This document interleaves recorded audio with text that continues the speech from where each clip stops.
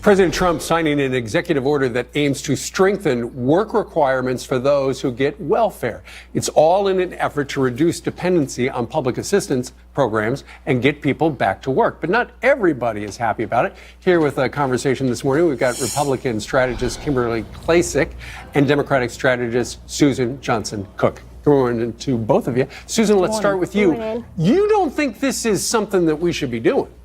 No, the reality is what he signed is not just to reduce, but it's actually to eliminate. It's attacking poverty and the immigrants. And so the not so fine print is that he's asked every agency to report those who are not documented. So you're literally taking food out of the hands of children because they're out of the mouths of children. Their parents may not be documented, but they are citizens. And so if you totally eliminate that household, you know what happens to the children. So people who are poor and people who are dependent on assistance are not there because they want to be there. Everybody would want to have the American dream, but that's not the reality right now. Sure. And Kimberly, I'm sure you would agree, if people are down on their luck and have nothing to eat, they should certainly get assistance. But you like the idea that there are finally some standards on who would qualify. Yes. Bill Clinton once said welfare should be a second chance, not a way of life.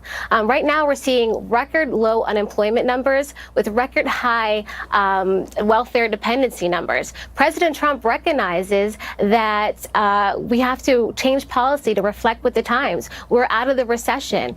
President Obama put waivers in place that has able-bodied Americans able to sit home and not go to work. Sure. In the 90s, the welfare program to work was successful. 60% of unwed mothers went to work, and child poverty declined to its lowest levels ever. Okay. Well, I'm glad she mentioned Clinton because it was welfare reform in '96. He signed the Reconciliation Act, and so was welfare reform. But what we're talking about here is agencies have to report actually immigrants who are receiving aid. And what it is a subversive way of eliminating immigrants. So the wall is keeping people out, and this is a way to get people out. What about the suggestion that would allow some states to require mandatory drug testing for some food stamp recipients, Kimberly?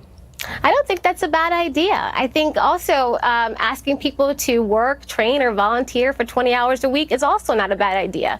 I wouldn't be running for office or sitting in this chair today if I didn't volunteer on Capitol Hill and find an occupation that I love to do. This is not punishment in any way. Susan, we'll give you the final word. This is not a reality show. This is reality. And there are human beings who are not in their situations because they want to be. You have to have so many socioeconomic factors. And I think we have to look at the total picture, not eliminate people, but how to build them up. Yeah, but if somebody can't pass a drug test for whatever reason, I'm sure there would be another standard other than, okay, they failed a drug test.